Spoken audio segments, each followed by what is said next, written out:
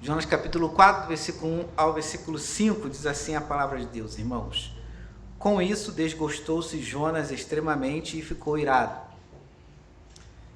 E orou ao Senhor e disse: Ah, Senhor, não foi isso que eu disse, estando eu ainda na minha terra?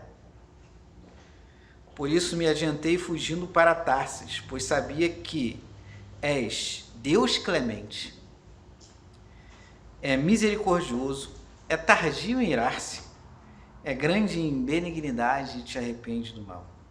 Peço-te, pois, ó Senhor, tira a minha vida, porque melhor me é morrer do que viver. E disse o Senhor: É razoável essa tua ira?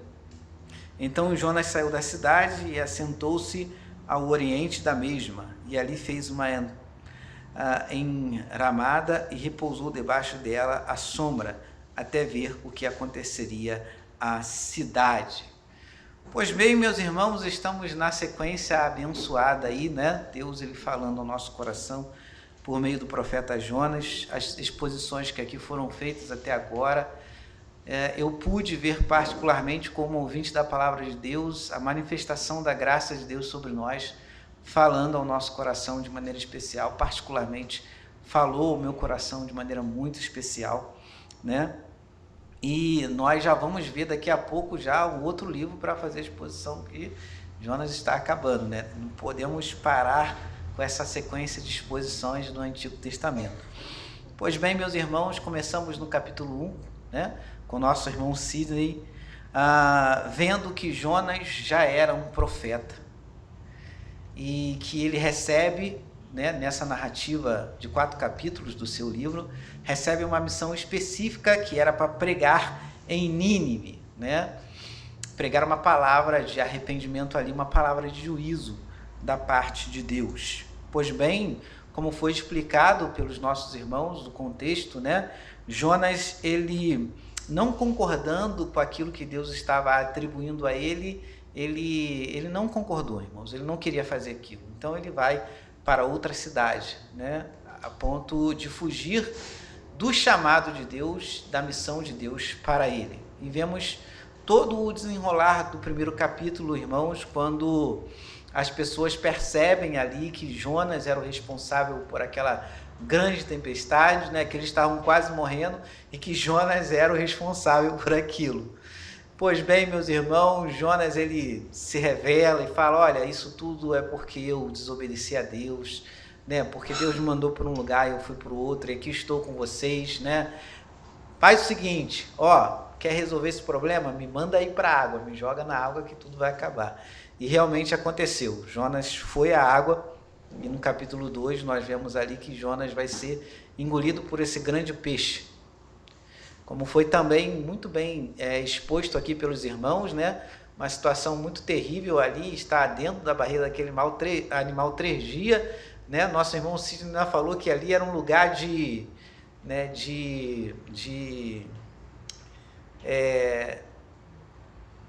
digestão, né? Digestão, né? Ali um alimento digerindo ali, então era um lugar muito desagradável. Ali Jonas ele se arrependeu. E ele orou ao Senhor e reconheceu: olha, Senhor, a salvação pertence ao Senhor. Né?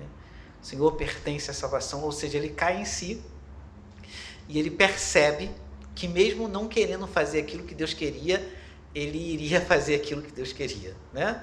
Nós temos aqui 2 vontades que se contrapõem e que são antagônicas. A vontade do Altíssimo, Deus Todo-Poderoso, e a vontade do profeta, que não está em consonância com a vontade de Deus. Né? Então Deus ele vai, move as coisas lá e ele leva Jonas ao capítulo 3, que foi muito bem exposto pelo nosso irmão, que revelou a graça de Deus sobre Jonas, dando uma nova oportunidade para que ele cumprisse aquilo que ele havia determinado. Os versículos anteriores, então, Jonas está em Nínive, pregando ali a palavra de Deus, né? E a palavra de Deus, meus irmãos, vai alcançar aqueles corações e vai produzir uma grande transformação naquela cidade, né? Às vezes, meus irmãos, nós fazemos a leitura da palavra de Deus e não fazemos uma reflexão sobre aquilo que o texto está falando, né? Nínive, meus irmãos, era a cidade de sanguinários. era a cidade de prostitutas. Nínive era a cidade de idolatria, meus irmãos.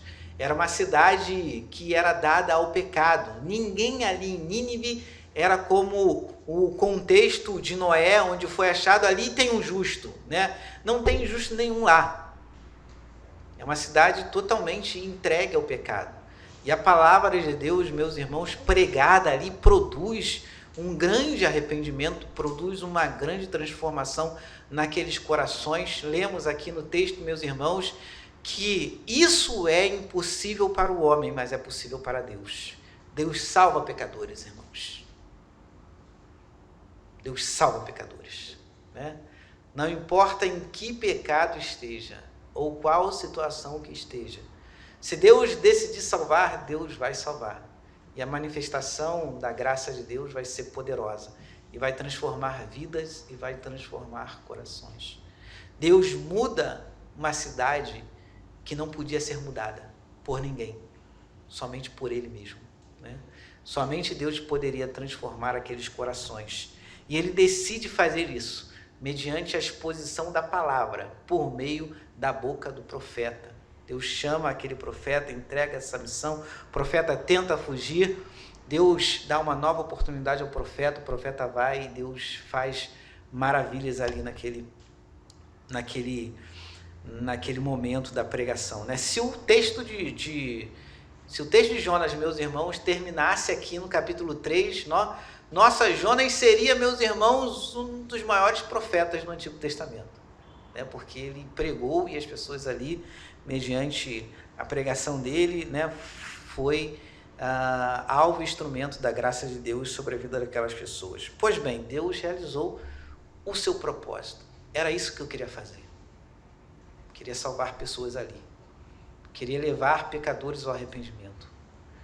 Queria salvar aquele povo, que não era da etnia de Israel, mas que Deus amou aqueles homens e aquelas mulheres que eles estavam e decidiu agir graciosamente na vida deles.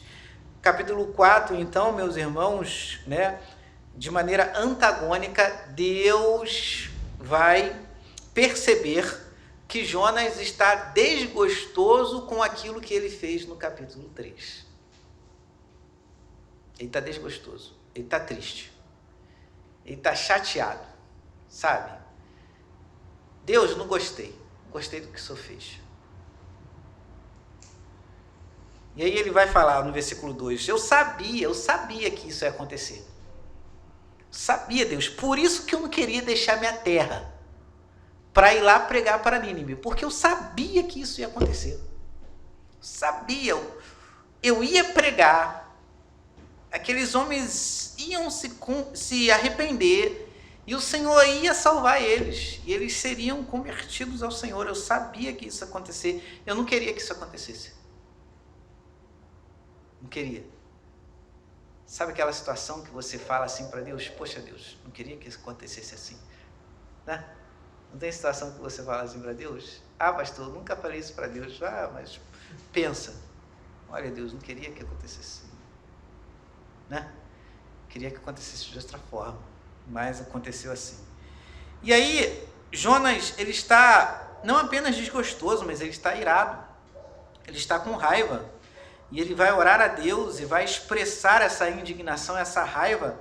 E ele vai reclamar de Deus, olha, Senhor, eu estou irado porque o Senhor é um Deus clemente, é misericordioso, tardio, irar-se e grande em benignidade, se arrepende do mal. A ira de Jonas, meus irmãos, se referia a atributos divinos, aos atributos divinos de Deus, ligados à sua bondade, à sua graça e à sua misericórdia. Versículo 3, então, numa cena dramática, Jonas vai falar assim, eu quero morrer. Quero morrer. Sabe? Não aconteceu o que eu queria. O Senhor não fez o que eu queria, então quero morrer. Não quero mais viver. Não quero mais viver porque, sabe? Porque a minha vontade não foi feita, então não quero mais viver. E Deus questiona, Jonas, é razoável esta tua ira? Então Jonas saiu da cidade, né, e se afastou da cidade e olhou para a cidade e viu o que iria acontecer ali naquela cidade, meus irmãos. Qual é a razão da tristeza do profeta? Por que o profeta está tão triste? Porque ele foi contrariado. Porque Deus o contrariou. Por isso ele está tão triste, né? Porque Deus não fez a vontade dele, né? Deixa eu fazer aqui, meus irmãos, alguns apontamentos em relação a esse texto, né? Tentando entender assim a tristeza de Jonas. Vamos tentar entender a tristeza de Jonas. O profeta não gosta daquilo que Deus gosta. O texto vai falar que Deus é clemente, que Deus é misericordioso, tardio em irar-se e grande em benignidade. São características que Jonas vai falar: ora Deus, eu sei que o Senhor é assim. E como bem disse o nosso irmão anteriormente, Jonas não é assim. Jonas não é misericordioso, Jonas não é benigno. Pelo menos em relação àquele povo. Como foi explicado anteriormente pelo nosso irmão, 100 anos antes, meus irmãos, da narrativa de Jonas, Israel foi invadido pela Síria. E Nínive é a capital desse grande império. E quando os grandes impérios, meus irmãos, invadiam os países pequenos, era uma situação muito terrível, né? Era muita morte, era muita destruição, sabe? Era muita devastação. Em Abacuque, quando nós falamos de Abacuque, na outra oportunidade, Deus ele falou que não ficaria nada, não ficaria gado, não ficava nada, irmãos. Quando um grande império passava por Israel, não ficava nada, não ficava lavoura, não ficava gado, não ficava construções, não ficava um Estado, não ficava um aparato político, porque todo mundo era tirado de lá e levado para um lugar, não ficava nada. O país era totalmente destruído, irmãos. E agora Deus ele levanta o profeta para pregar contra essa cidade que outrora havia destruído Israel. Jonas não gosta disso. Jonas não gosta da ideia de Deus abençoar outra nação que não seja Israel. Jonas não gosta da ideia, meus irmãos, de Deus agir com graça a alguém que diante dos olhos dele não merecia salvação. Aquele povo não merece salvação. Aquela cidade não merece salvação. Aquelas pessoas não merecem tua graça. Olha como Jonas é pretensioso, irmãos. Como se Jonas pudesse manipular a Deus ou o Espírito Santo de Deus, ou dizer para o Espírito Santo do Senhor o que ele iria fazer ou não, qual direção ele iria tomar ou não, irmãos. Jeremias fala que Israel tenta colocar o Espírito numa cisterna. Não dá, irmãos, não dá. Não dá para prender o Espírito.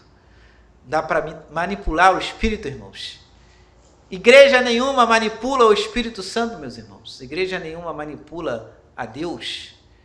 Quem conheceu a mente do Senhor e quem é que pode dizer assim: olha, Senhor, eu tenho uma opinião para te dar. Quem é que pode dizer para Deus: eu tenho uma opinião para te dar sobre isso? Sobre como o Senhor vai fazer, sobre como o Senhor vai realizar. Eu tenho uma opinião para te dar, Deus. Aí Deus faz diferente e o profeta fala: olha, Deus, não gostei do que o Senhor fez. Que pretensão, irmãos. Que pretensão do homem. Que pretensão. Mas Jonas está triste, meus irmãos, porque Jonas não gosta daquilo que Deus gosta. Jonas não sente satisfação naquilo que Deus realizou e naquilo que ele fez. Isaías diz, meus irmãos, que os pensamentos de Deus não são o quê? Não são os nossos pensamentos. E nem os caminhos do Senhor são os nossos caminhos. Muitas vezes, meus irmãos, a nossa vontade da carne sobrepõe a vontade do Espírito sobre a nossa vida. De maneira que somos conduzidos pelo nosso pecado, meus irmãos, de tal forma que aquilo que é aprazível a Deus, muitas vezes não é aprazível para nós.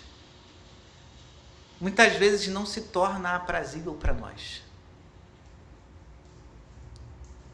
Como Jonas, irmãos, muitas vezes pensamos em quem Deus vai salvar ou quem não não vai salvar, ou onde o Espírito se manifestará, ou onde que o Espírito não se manifestará. Isso não é uma coisa que pertence a nós, irmãos, isso pertence a Deus, pertence ao Altíssimo. E muitas vezes Deus quer agir com graça na vida de ímpios. E a graça e a misericórdia de Deus traz insatisfação para nós, irmãos, porque a gente não gosta daquilo que Deus realiza. E eu digo mais, meus irmãos, na nossa vida, na nossa caminhada cristã, muitas vezes as coisas do Senhor não são aprazíveis para nós, irmãos. O salmista, ele fala, olha, bem-aventurado o homem que não anda no conselho dos ímpios, bem-aventurado o homem que não se relaciona com o ímpio, antes o seu prazer está na lei do Senhor, e na sua lei medita dia e de noite. Ele será como uma árvore. Essa metáfora é linda demais, meus irmãos. Né? Essa metáfora é linda demais. Os irmãos compreendem bem essa metáfora? Sabe quem é a árvore? A árvore é o justo. Sabe quem é o rio que alimenta a árvore? O rio que alimenta a árvore é a Torá, irmãos. É a palavra de Deus. O seu prazer está na lei do Senhor. Na sua lei ele medita dia e de noite. E é como a árvore plantada junto ao ribeiro. A sua folhagem não murcha. Por que a folhagem não murcha, irmãos? Porque é alimentado pela Torá. Lindo demais essa metáfora. Quando eu e você, meus irmãos, somos alimentados pela palavra de Deus, nossa vida cristã floresce. Nossa caminhada com Deus floresce. E a folha não murcha. E a vitalidade e a alegria, irmãos. E quando não vivemos meus irmãos, quando não vivemos uma vida onde a palavra de Deus nutre o nosso coração, meus irmãos, não há vitalidade. E aí ele vai falar do ímpio, que não se relaciona com a palavra. Como é que é o ímpio? Os irmãos se lembram do ímpio? Como é que é o ímpio? É palha. É como uma palha que o vento dispersa. Não tem fundamento, não tem vida, não tem vitalidade. Só há santidade, meus irmãos, por meio da palavra de Deus. Só há santidade, só há vida cristã por meio da palavra de Deus. Não importa quem seja, você pode até admirar alguns homens por aí, mas se não vive uma vida, meus irmãos, alimentada pela palavra, não há vitalidade nessa vida, e não há vida cristã, não há vida de santidade. Às vezes nós não gostamos da palavra, irmãos. Às vezes não nos interessamos pela palavra, às vezes não temos uma vida de leitura da palavra, de estudo sistemático da Bíblia, irmãos. Falar em estudo sistemático da Bíblia, meus irmãos, é achar que nós somos fariseus. Estudo sistemático da Bíblia é você, meus irmãos, é nós juntos aqui, lermos palavra por palavra, entender o texto e fazer a aplicação do texto nas nossas vidas. Mas muitas vezes a gente não gosta daquilo que Deus gosta, irmãos. Por que a gente não se debruça na palavra como o salmista se debruça? Por que a gente não tem uma vida de oração como somos chamados para ter uma vida de oração, meus irmãos? Orai sem cessar. O texto de Tessalonicenses, meus irmãos, é uma imposição. Orai sem cessar. E aí, olha para a tua vida. Ó. Vou olhar para a minha vida aqui. Essa tem sido a nossa experiência cristã de orar sem cessar, irmãos. Irmãos, quando a gente não ora como o texto diz, a gente peca. Quando a gente não lê a palavra como o texto diz, a gente peca também. As coisas espirituais, meus irmãos, muitas vezes não trazem satisfação como muitas coisas carnais trazem satisfação. Você ama muito a sua casa, você quer ficar muito na sua casa. Você ama mais a sua casa do que a casa de Deus. Isso aconteceu em Ageu, no contexto do profeta Ageu. Quando o texto diz, olha, a glória da segunda casa será maior do que a primeira. Você conhece o contexto? Primeiro, Deus ele exorta profundamente os crentes ali, o povo de Deus. Por quê? Porque estava todo mundo morando na casa bonitinha. E mansões e mansões e mansões. E o templo não estava construído. O templo estava destruído. E aí Deus fala assim, bonito vocês, né? Todo mundo aí no bem bom e o templo lá destruído. Vocês amam mais a casa de vocês do que a minha casa. Vocês amam mais a vida de vocês do que a minha presença. E é verdade, né, irmãos? Verdade, né, irmãos? Você ama mais a sua casa do que a casa de Deus, irmãos. Você ama mais a sua vida do que a presença de Deus. É verdade, irmãos. Somos que nem Jonas, irmãos. Muitas vezes não gostamos daquilo que Deus gosta. Se Deus é espiritual, você não vai conseguir agradá-lo com carnalidade. Deus é deveras, meus irmãos, elevadíssimo na pessoa que é infinita, mas não apenas na pessoa que é infinita, mas nas coisas que são prazerosas para Deus. E às vezes as coisas que são prazerosas para Deus não são prazerosas. Então Jonas olhou assim, que Deus fez, e eu não gostei disso não, Deus, que o Senhor fez. E às vezes fazemos exatamente isso, né, irmãos? Olha, Deus, não gostei do que o Senhor fez, não. A gente tem a pretensão de pensar assim, olha, eu acho que eu faria melhor, Deus. Acho que eu faria melhor nessa situação aí. Afinal de contas, meus irmãos, muitas vezes nós nos adoramos a nós mesmos, né?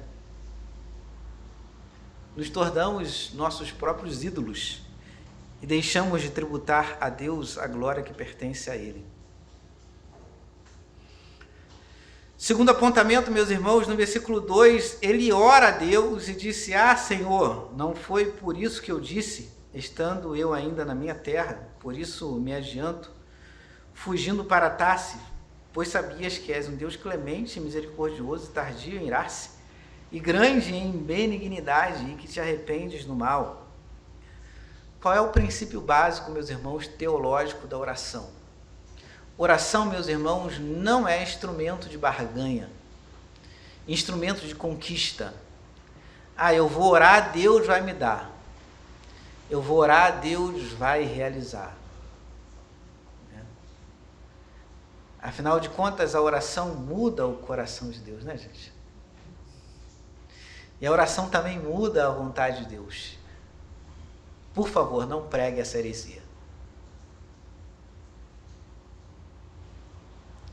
O princípio básico da oração, irmãos, é claro que você, como filho de Deus, você pode orar a Ele e falar das suas ansiedades, das suas preocupações, e pode pedir a Ele, sim, porque Ele é teu Pai. Mas, em primeiro lugar, meus irmãos, a oração é um instrumento de diálogo com Deus.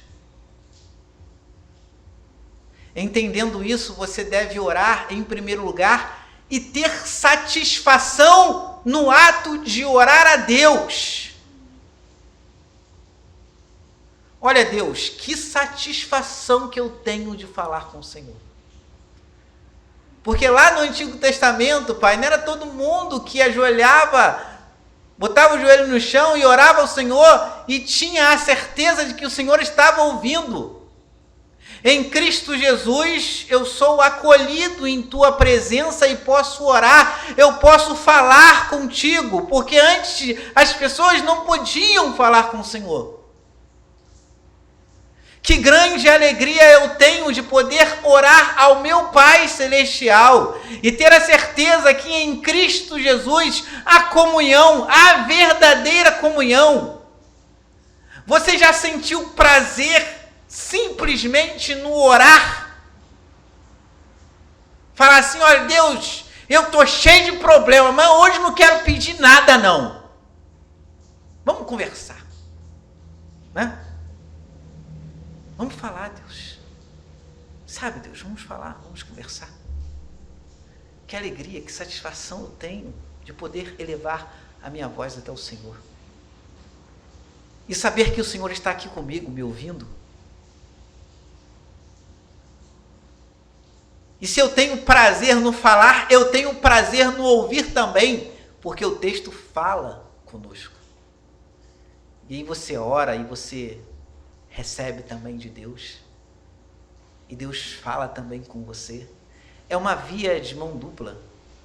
É claro que na sua comunhão com Deus, você pode falar das suas ansiedades, do seu sofrimento a Ele, mas que não fuja da tua vida essa satisfação de falar com Deus, de ter a oportunidade de falar com Deus. Jonas ora então, Jonas ora, sabe? Vou orar aqui a Deus e vou falar da minha indignação. Eu estou indignado, Deus. Estou indignado. Jonas ora, meus irmãos, não para sentir alegria, ou não que ele esteja sentindo alegria em Deus e na realização de Deus. Ele ora, meus irmãos, para reclamar de Deus mesmo. Para falar que discorda categoricamente daquilo que Deus fez. Que não concorda. Né? E que não sente alegria na realização de Deus. E que não sente satisfação na realização de Deus. Jonas não se alegra porque o pecador se arrependeu. Jonas não se alegra porque Deus se arrependeu do mal, se afastou do mal que ia praticar contra aquela cidade. Ele não se alegra. Na verdade, isso traz indignação, isso traz tristeza, que vai além de sentimentos, ele passa a reclamar com Deus, como Adão fez. Quando Eva conduziu Adão ao pecado, e Adão teve a sua escolha de dizer não ou sim, né? Mas disse sim. Depois que Deus encontra ele, depois da queda, ele também tenta se esconder. E ele vai começar a reclamar a Deus. Olha, Deus, eu estava aqui tudo bem. Nunca tinha olhado para essa árvore aí, sabe? Estou aqui um tempão no jardim, nunca olhei para a árvore. Aí, essa mulher aí apareceu na minha vida, sabe, Deus? Essa mulher apareceu e me deu a fruta e eu comi. Essa mulher aí. E sabe quem fez essa mulher, Deus? Sabe quem fez? Sabe quem fez essa mulher, Deus? Foi o Senhor. Ou seja, parafraseando Adão, Deus, esse problema foi tu que me arrumou. Sabe esse problema aí? Foi tu que me arrumou, Deus. Eu estava aqui na minha, aí o Senhor criou a mulher, e a mulher fez isso tudo aí comigo. Ele começa a reclamar. Não há arrependimento em Adão. Arrependimento de ter transgredido a lei do Senhor, a palavra de Deus. Não há tristeza no coração de Adão por ter entristecido a Deus, por ter quebrado o pacto com Deus, por ter quebrado o mandamento com Deus. Não. Adão, totalmente dominado por sua natureza agora pecaminosa, vai começar a reclamar das coisas que Deus fez e das coisas que Deus realizou. De como Deus conduziu a vida no jardim do Éden. Será que a gente é reclamão diante de Deus, irmãos? Será que, como Jonas, a gente reclama porque as coisas não são como nós queremos? E as coisas não sendo como nós queremos, nós não conseguimos encontrar alegria nas realizações de Deus e satisfação nas realizações de Deus, no caminho que Deus ele dá, como Israel, quando Deus conduz Israel ao deserto, porque Israel estava sendo livrado de povos que poderiam destruir ele, e Deus vai conduzi-lo pelo deserto. E quando Deus conduz pelo deserto, meus irmãos, foi um momento de maior intimidade entre Deus e Israel. Uma intimidade tão profunda, meus irmãos, que Israel passa a conhecer o seu Pai face a face. Os milagres que Deus vai realizar quando Israel está no deserto, meus irmãos, são coisas maravilhosas, são coisas extraordinárias. E aí o povo também vai começar a reclamar: por que que eu vim por aqui, por esse lado, Deus? Por que que o Senhor mandou a gente para cá? Porque no Egito estava melhor. Misericórdia, né, irmãos? No Egito estava melhor. Misericórdia. No Egito estava melhor. Olha o que Israel fala, irmãos. No Egito estava melhor. No Egito lá escravizado e sem Deus estava melhor. Porque como Jonas, Israel não consegue ver a beleza da ação, da manifestação, da presença de Deus. Eles não conseguem enxergar a beleza do Deus soberano que conduz tudo, meus irmãos, conforme a sua perfeita e infinita vontade. Algumas vezes eu e você, nós não compreendemos o que Deus faz, irmãos.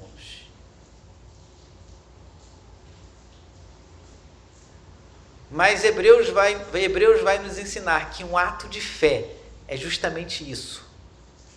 É Deus mandar você para o escuro e você confiar totalmente na palavra de Deus e naquilo que Deus está fazendo e realizando.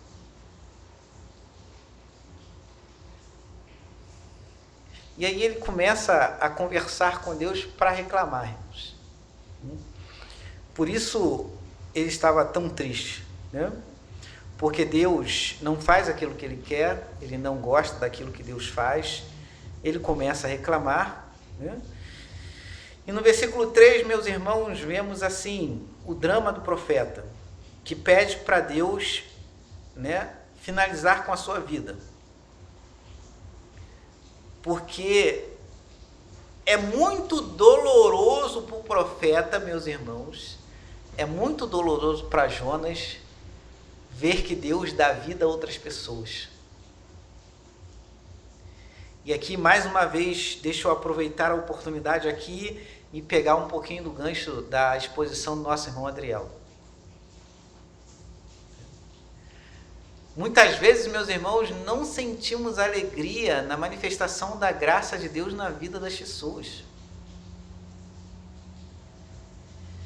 E nós, meus irmãos, pasmem, nós temos orado por... Meus irmãos, eu não estou vendo a igreja, e quando digo igreja, digo nós, orar por conversões. Não estou vendo a igreja orar por conversões. Eu não vejo a igreja orar aqui, ó, tem uma área de prostituição aqui atrás. Eu não vejo a igreja aqui orar para Deus enviar o Espírito Santo de Deus lá naquele local e converter corações ali naquele local. Eu não estou vendo eu e você, meus irmãos, orar a Deus pedindo que Deus manifeste a sua graça na vida de outras pessoas. Meus irmãos, nós temos uma imensa preocupação com o nosso caminhar e com as coisas que nós temos que fazer na vida, né? E isso ocupa a nossa mente de tal forma, meus irmãos,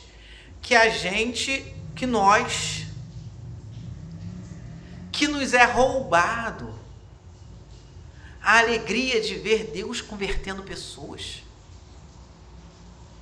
A alegria de ver Deus transformando corações. Eu tenho observado, meus irmãos, que a oração da igreja é assim: Deus, cura meu familiar. Não que não tenha que orar assim, irmãos. Né? Se tem que orar para alguém curar, é Deus mesmo, que é Ele que cura. Sou eu nem você. Então é Ele que cura, tem que orar realmente para Ele curar. Mas Deus, cura o meu parente. Sabe, nossas orações são orações individualistas. Até a nossa oração, meus irmãos, é voltada para nós mesmos. Para as nossas necessidades. Josué fala que se a gente se santificar hoje, Deus fará maravilhas no nosso meio, né? Josué se refere, meus irmãos, a maravilhas espirituais. Irmãos, a gente não ora para Deus fazer maravilhas espirituais, a gente ora. Deus, aviva o coração da igreja. Aviva o coração dos irmãos em Água Branca que estão desanimados, Deus. Eu sei que nós temos necessidade de pagar nossos boletos, de colocar comida no nosso lar, Senhor. E o Senhor tem sido um Deus providente, tem feito isso por nós e para nós. De maneira que eu quero voltar o meu olhar, Senhor, às nossas necessidades espirituais também. Porque às vezes a gente se preocupa tanto com o corpo físico que esquece da alma, né, irmãos? A gente é assim. E a igreja, meus irmãos, é uma agência do reino de Deus.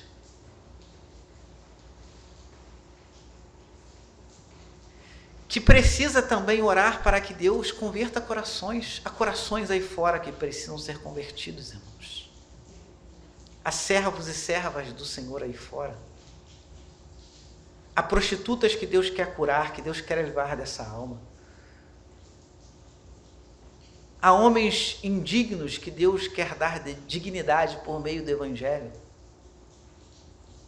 Mas a nossa preocupação tem sido só a nossas necessidades, né, irmãos?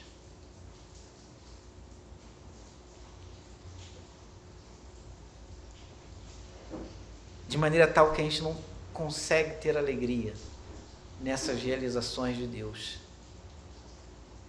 Quando Deus ele salva uma alma, quando Deus ele manifesta a graça dele em uma vida, como Jonas, que vê e que testemunha, meus irmãos, aquele milagre extraordinário e fica indignado porque Deus visitou a prostituta, porque Deus visitou o homossexual, porque Deus visitou o ladrão que ali estava em Nínive, né? Porque Deus visitou as prostitutas cultuais, porque Deus visitou os sacerdotes idólatras, porque Deus visitou um rei que só pensava nele e não pensava na população que ali está. A indignação de Jonas é porque Deus deu vida ao outro, é porque Deus salvou os outros, né? Às vezes não temos essa indignação, mas às vezes falta em nós, meus irmãos, o desejo de contemplar essas maravilhas que Deus ele quer realizar. Santificai-vos hoje, que Deus fará maravilhas no nosso meio, né? Mas as maravilhas espirituais estão sendo deixadas de lado, irmãos. E a nossa preocupação ultimamente tem sido o nosso pão físico mesmo, que não tem nos faltado, né, irmãos? Não tem nos faltado, porque Deus tem sido generoso. Finalizando, meus irmãos, o profeta não quer mudar, mas ele quer que Deus mude.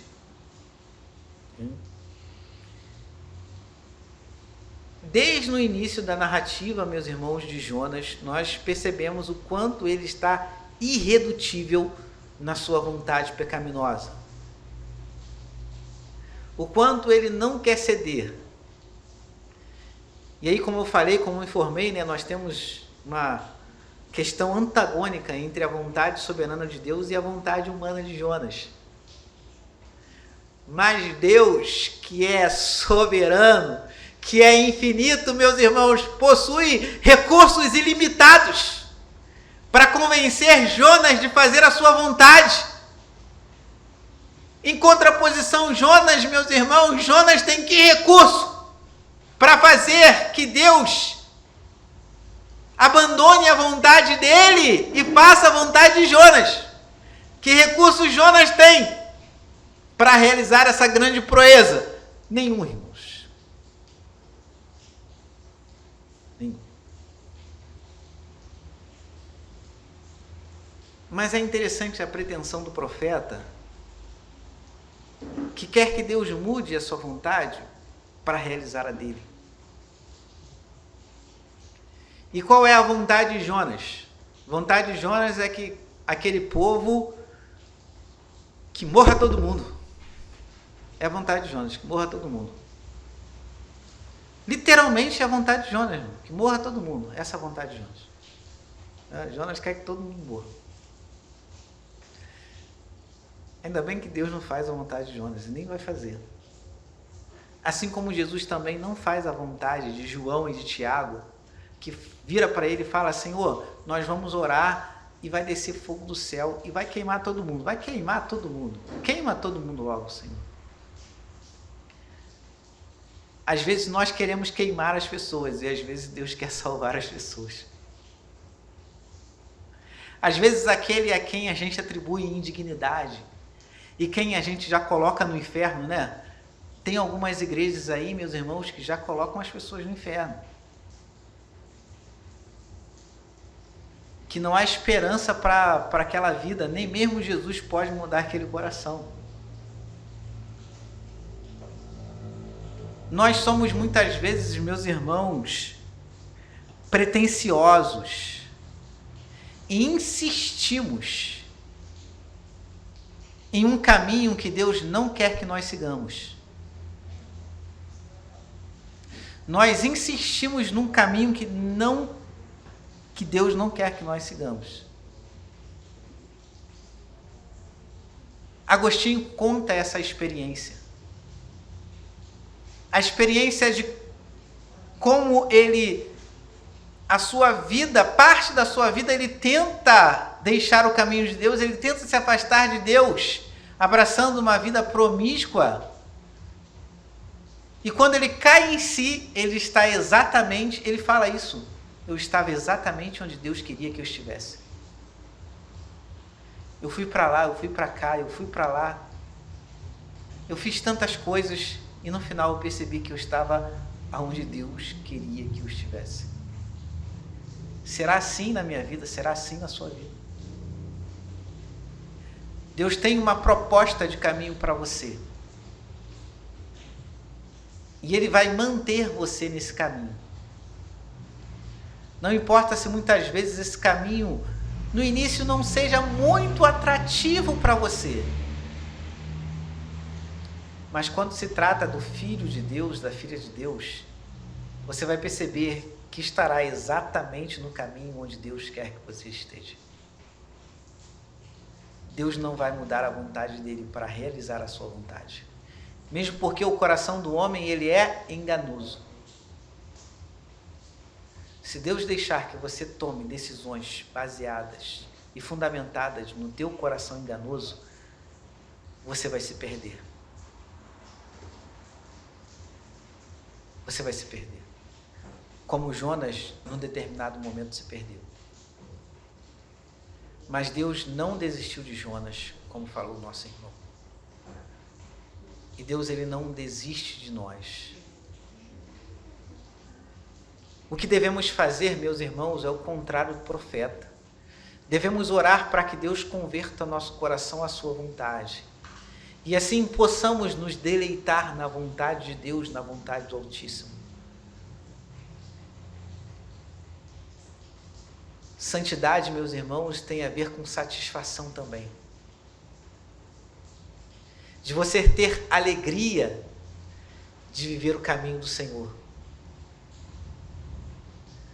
De você se deleitar na presença de Deus. De você se deleitar na proposta que Deus coloca diante de você. Não, Senhor, eu vou por esse caminho, então o Senhor quer que eu vá por esse caminho.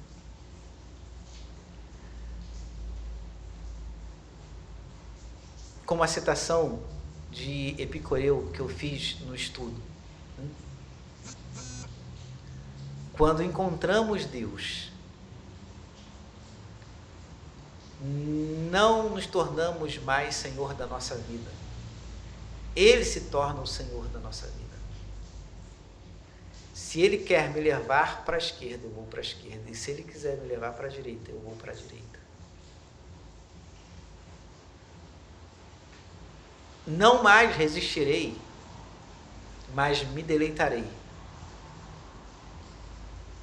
no caminho que o Altíssimo propõe para mim.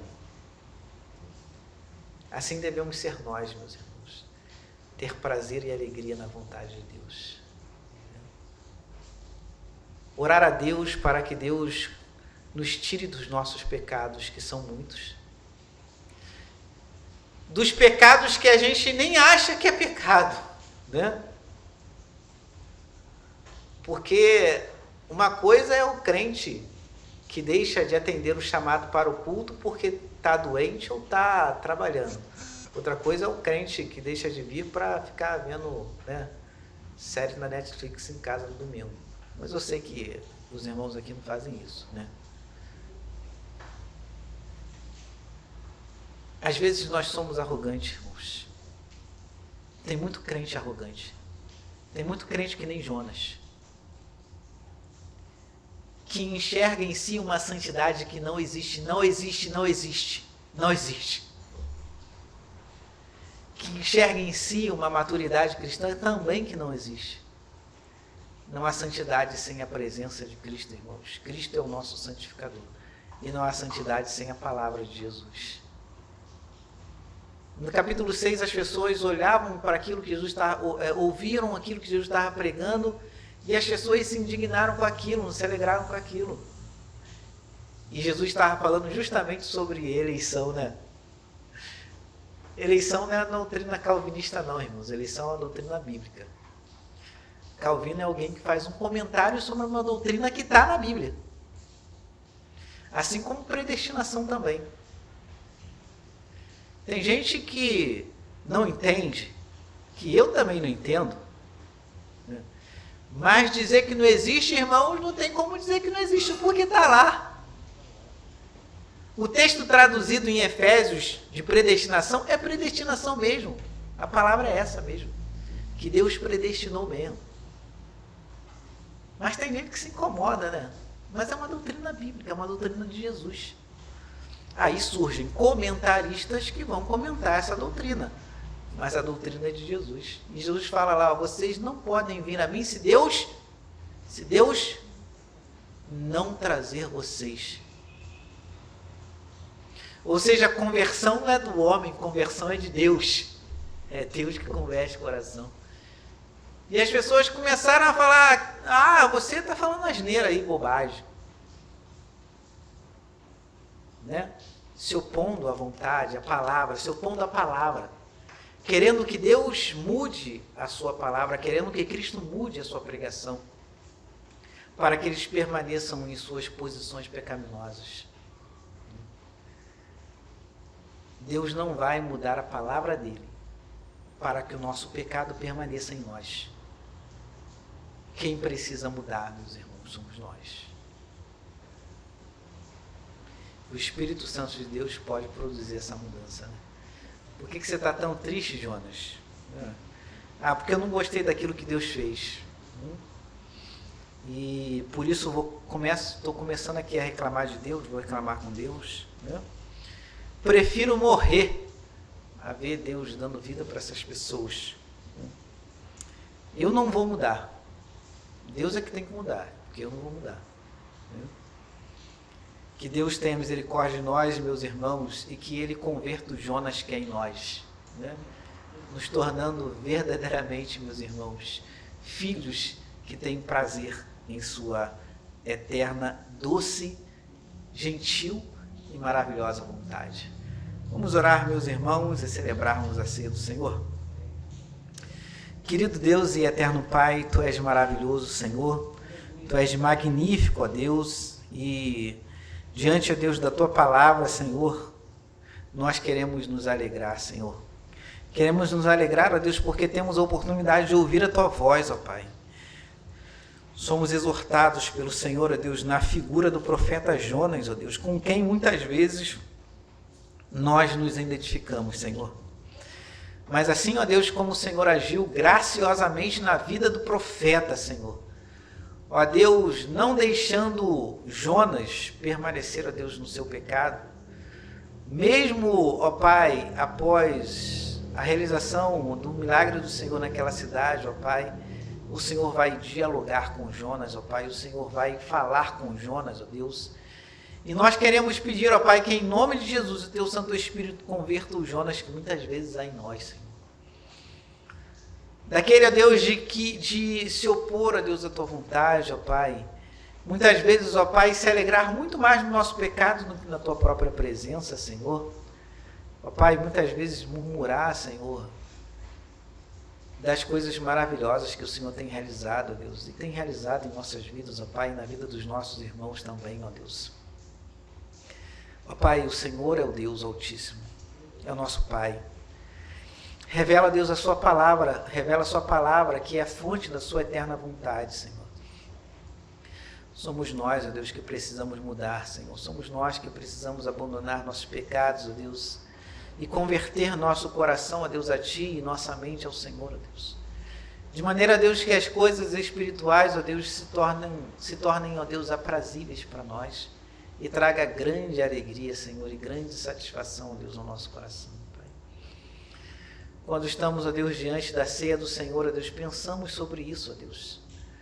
Pensamos, ó Deus, sobre o grande sacrifício que Jesus Cristo fez na cruz do Calvário para nos dar, ó Deus, a rica, a imensa e a imensurável, ó Deus, oportunidade de estar com o Senhor, ó Pai. De viver com o Senhor, ó Deus, e de descansar, ó Deus, à sombra de Tuas asas, Senhor. Cristo morreu por nós, ó Deus, para que fôssemos justificados e fôssemos reconciliados com o Senhor, ó Pai. Uma vez, ó Deus, reconciliados com o Senhor, ó Pai, somos chamados para viver uma vida junto a Ti, andar contigo como Enoque andou, Senhor. Portanto, esses elementos, ó Deus, representam, ó Pai, a Tua graça e a Tua misericórdia que é derramada em nós, ó Deus, por meio do sacrifício do Teu Filho amado Jesus Cristo, ó Deus.